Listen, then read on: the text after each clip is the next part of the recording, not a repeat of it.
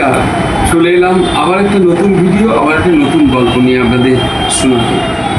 আজকে আপনাদের একটা বই দেখাবো, যে বইটা বাই পোস্টে গতকাল এলো। ইতিপূর্বেই প্রায় 20-25 দিন আগে পাবলিশড হয়েছে। এটা ন্যাশনাল ও ইন্টারন্যাশনাল লেভেলের একটি আন্তর্জাতিক বই, ব্লু স্টার পাবলিকেশন। বহু আন্তর্জাতিক খ্যাতিসম্পন্ন লেখক লেখিকারা এই বইতে স্থান পেয়েছেন। আপনাদের আশীর্বাদে ভালোবাসায় আমিও এই বইতে স্থান পেয়েছি, আমি দেখাবো।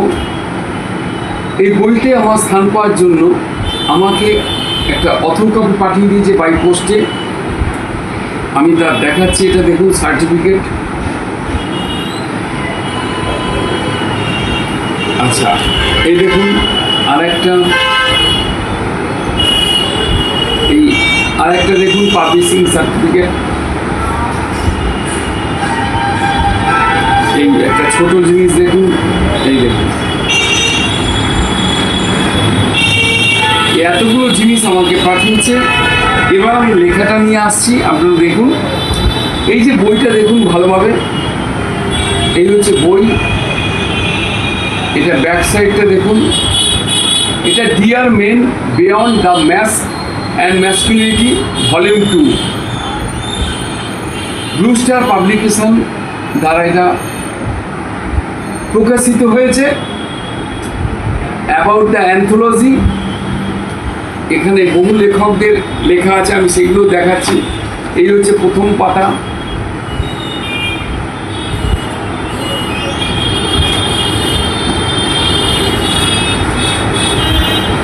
এই দেখুন,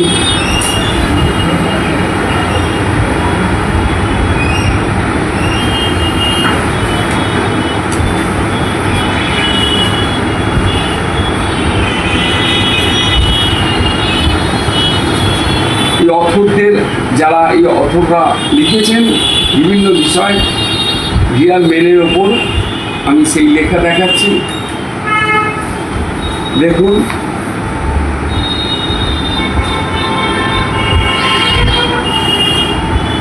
আপনারা এই বইটা কীভাবে পাবেন সেটা বলে দিচ্ছি। আপনারা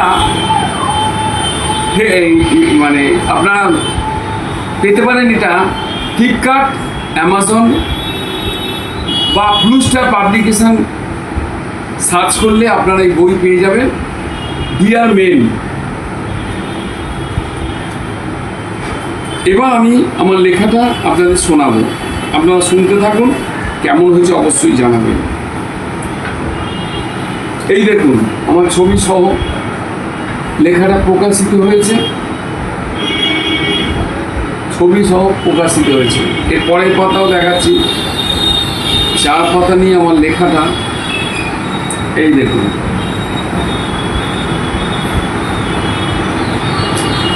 ঠিক আছে। এবার আমি আপনাদের লেখাটা শোনাব।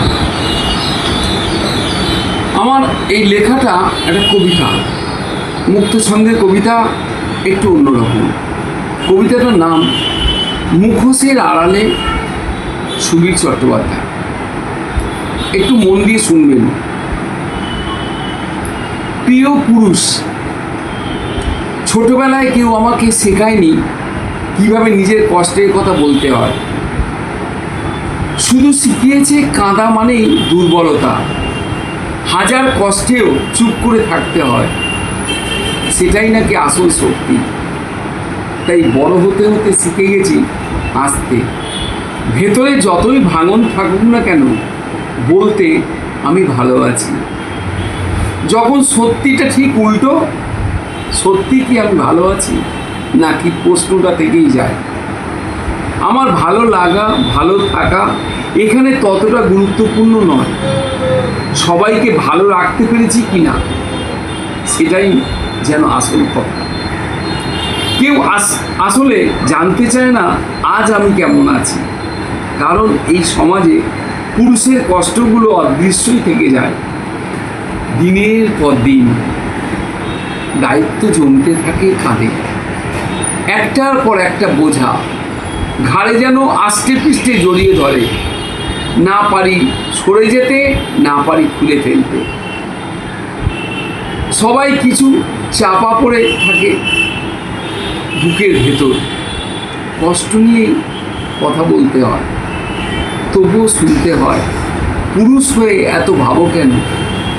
প্রিয় পুরুষ, তোমারও তো ক্লান্ত আছে, কখনো সব কিছু ছেড়ে একটু থামতে ইচ্ছে করে, কখনো নিঃশব্দে ভেঙে পড়তে মন চায়। এগুলো লুকোনোর কিছু না, তুমি চাইলে কাঁদতে পারো, চাইলে কিছু সময়ের জন্য হার মানতেও পারো। কারণ শক্তি মানে সবসময় নিজেকে শক্ত দেখানো নয়। হয়তো একদিন সবাই বুঝবে, পুরুষ মানে শুধু কঠোরতা নয়, পুরুষ মানে শুধু দায়িত্ববোধ নয়, পুরুষ মানে অনুভব। তারও একটা মন আছে, তারও একটা হৃদয় আছে, সেও ভেঙে পড়ে, তবে নিঃশব্দে। ততদিন এই মুখোশটাও ভেঙে পেল। নিজেকে আর লুকিও না, যা বলতে চেয়েও বলনি, সব একদিন বলে ওঠো। কারণ তুমি মানুষ, শুধু পুরুষ হয়ে থেকো না। নমস্কার, কেমন লাগলো অবশ্যই জানাবেন। ভালো লাগলে আমার channel Gurukul sir subscribe, like, share, comments করতে ভুলবেন না। সবাই ভালো থাকবেন।